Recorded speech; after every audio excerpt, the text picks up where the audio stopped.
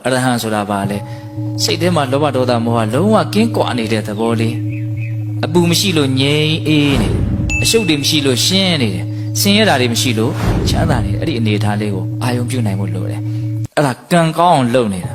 အဲ့ဒါပရိစိတ်အရဟံကိလေသာအပူကင်း၍ငြိမ်အေးတော်မူသောမြတ်စွာဘုရားပရိတလုံးချပရိစိတ်ရင်ဘာအကျိုးရှိတော့အနည်းဆုံးတော့108ခေါက်တော့ဆင်ခြင်မိမယ်လေအဲ့တော့အရဟံလို့ဆိုနေတာတဲ့ဘုံဘုံကတော့အဓိပ္ပာယ်လေးပါတွဲပြီးတော့ဆိုနိုင်ရင်ပို့ပြီးတော့သဘောကျတယ်အရဟံကိလေသာအပူကင်း၍ငြိမ်အေးတော်မူသောမြတ်စွာဘုရားတခါတည်းပါအောင်လို့နော်အဲ့ဒါဘာလို့တာတော့ကံကောင်းအောင်လုပ်တာကံစိတ်ဥဒုအာဟာရအကြောင်းတရားတွေကိုကောင်းအောင်ပြင်နိုင်မှဘုံဘုံတို့ရကျင်တဲ့အကျိုးရလဒ်ကောင်းတွေထွက်မှာတရားကိုမျက်ချင်မပြတ်နဲ့ဟုတ်လားဟုတ်ကံကောင်းအောင်လုပ်ကံပြီးတော့ပါလားကံကောင်းအောင်နှစ်နည်းပြောမလို့ပြောနော်တနည်းရပါလို့ဆိုမေတ္တာတရားကိုယ်စေတနာလေးတွေဖြူရှင်တန်ရှင်းနေအောင်ကိုယ်ကံတွေမြင့်နေအောင်ကံတွေအစဉ်အတန်းရှိအောင်မေတ္တာထားရမယ်တတ်တော်အားလုံးရဲ့ပုံမှာချမ်းသာစေခြင်းနဲ့ကောင်းစေခြင်းနဲ့စိတ်ကလေးကိုမေတ္တာလို့ခေါ်တာနော်မေတ္တာကိုချစ်ချင်းနဲ့ရောထွေးပြီးတော့အတိပ္ပယ်ကိုတချို့ကကောင်းကောင်းနားမလည်ကြတာရှိတယ်မေတ္တာဆိုတာတတ္တဝအားလုံးရဲ့ပုံမှာချမ်းသာစေခြင်းလားဘေးရန်တွေကင်းစေခြင်းနဲ့ကျမ်းမာရေးကောင်းစေခြင်းနဲ့နှလုံးစိမ်ဝမ်းငြိမ်းအေးစေခြင်းနဲ့အစင်မပြေတာဘာမှဖြစ်စေခြင်းဘူးအစဉ်ပြေတာတွေကြီးဖြစ်စေခြင်းနဲ့ကောင်းစေခြင်းနဲ့တတ္တဝါတွေရဲ့အကျိုးစီးပွားကိုလိုလားတဲ့စိတ်ကလေးအလွန်အဆင့်အတန်းမြင့်တဲ့စေတနာလေးအလွန်ကောင်းတယ်အဲ့ဒီမေတ္တာစိတ်ခဏခဏဖြစ်အောင်လုပ်ပြီးတော့လည်းပဲကိုယ့်ရဲ့ကံကိုမြင့်တင်ရမှာနော်အဲ့ဒါကိုလည်းနှုတ်နဲ့အရင်ရုပ်ဆိုအလုံးသောတတ္တဝါတွေဘေးရန်ကင်းကွာကိုယ်စိတ်နှပြကျမ်းမာချမ်းသာကြပါစေဒါလို့ဆိုရင်ရပြီအဲ့ဒါကိုထက်ခါရွတ်ဆိုနေကြရင်စိတ်ဝင်စားပြီးတော့ကိုယ်စိတ်ကအဲ့ဒီထဲမှာတက်ဝင်လာနိုင်လိမ့်မယ်အဲ့ဒါမေတ္တာတက်ဖြစ်လာမယ်ဝိရိယရှိဖို့လိုတယ်ကြိုးစားဖို့လိုတယ်နော်အဲ့ဒါဘာလဲလို့မေးရင်ကံကိုဘုံဘုံတို့တွေပြင်ဆင်ကြတာပေါ့နော်ကောင်းအောင်ပြင်တာဟုတ်လားဘာနဲ့ပြင်မလို့အနှစ်ချုပ်ကလေးတွေပဲဘုံဘုံပြောချင်တာပေါ့နော်ဗုဒ္ဓနုတ္တိနဲ့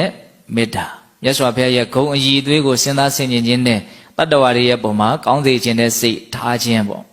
ဟုတ်လားဒါဆိုရင်ကံကောင်းမယ်ပြောချင်တာတွေကအများကြီးရှစ်ဆက်သွားမယ်နော်ကံပြီးရင်ဘုံဘုံတို့ဘာကိုပြင်ရမှာတော့စိတ်ကိုပြင်ရမယ်တဲ့စိတ်ကိုဘယ်လိုပြင်ရမှာတော့လူရင်းပြောရင်စိတ်ကိုချမ်းသာအောင်လုပ်ရမယ်စိတ်ကိုမတုန်လှုပ်အောင်လုပ်ရမယ်နော်စိတ်ကိုမဆင်းရဲစေရဘူးစိတ်ကိုမတုန်လှုပ်စေရဘူးစိတ်ကိုချမ်းသာစေရမယ်စိတ်ကိုတည်ငြိမ်စေရမယ်ဆိုအဲ့ဒီခံယူချက်ရှိရမယ်နှစ်ချက်ပြောတယ်နော်စိတ်ကိုမဆင်းရဲစေရဘူးစိတ်ကိုမတုန်လှုပ်စေရဘူးဘာပဲဖြစ်စေရမလဲစိတ်ကိုချမ်းသာစေရမယ်စိတ်ကိုတည်ငြိမ်မှုပဲရှိနေစေရမယ်အဲ့လိုဆိုရင်စိတ်မဆင်းရဲအောင်စိတ်ချမ်းသာအောင်ဘယ်လိုလုပ်မလို့စိတ်ကိုမဆင်းရဲအောင်လုပ်ရင်စိတ်ကချမ်းသာတာပဲစိတ်ကိုမတုန်မလှုပ်အောင်လုပ်ရင်စိတ်ကငြိမ်သွားတာပဲအဲ့လိုဆိုရင်စိတ်ကိုဆင်းရဲအောင်နှိပ်စက်တာဘယ်သူတော့စိတ်ကိုတုန်လှုပ်အောင်လုပ်တာဘယ်သူတော့လောဘဒေါသမောဟနော်လူချင်းမမောမှုတွေပြင်းထန်ရင်စိတ်ဆင်းရဲတယ်မကျေနပ်မှုဒေါသတွေပြင်းထန်ရင်စိတ်ဆင်းရဲတယ်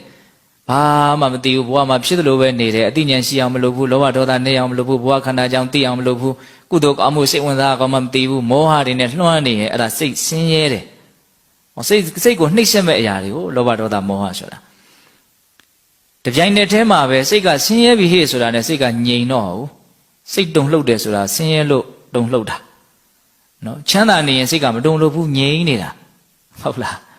အဲ့တော့စိတ်မတုန်လှုပ်ခြင်းဘူးဆိုလို့ရှိရင်ဘုံဘုံတို့ဘာလုပ်မလို့ချမ်းသာအောင်လုပ်ရမယ်ချမ်းသာအောင်လုပ်မယ်ဆိုရင်ဘယ်လိုလုပ်မလို့မဆင်းရဲအောင်လုပ်ရမယ်မဆင်းရဲအောင်ဆိုရင်ဘယ်လိုလုပ်မလို့ဆင်းရဲစေတတ်တဲ့အရာတွေကိုဝင်မလာအောင်လုပ်ရမယ်ဆင်းရဲစေတတ်တဲ့အရာတွေဘာတွေတော့လောဘဒေါသမောဟရောနော်အဲ့ဒါဘယ်လိုလုပ်အောင်လဲဆိုတော့အနှစ်ချုပ်ပြောရင်တတိနဲ့လုပ်ရတယ်တဲ့တတိနဲ့ကာကွယ်ရတယ်ကိုဘာဖြစ်နေတယ်လဲဆိုတာလေးကိုအမှန်ကန်အောက်မေ့နေတဲ့သဘောလေးဟိုနေ့ကတော့ဦးဇင်းတို့ပြောသေးတယ်လေကိုဘာဖြစ်နေလဲဝင်လေလေးဝင်နေတယ်ထွက်လေလေးထွက်နေတယ်ပုံမှန်ဖြစ်နေတယ်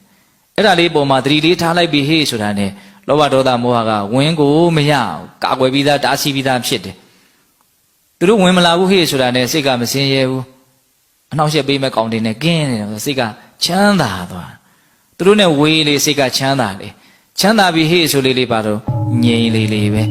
ဟုတ်လားဒါကြောင့်ကိုယ်စိတ်ကိုတတိနဲ့ကာကွယ်စောင့်ရှောက်ရမယ်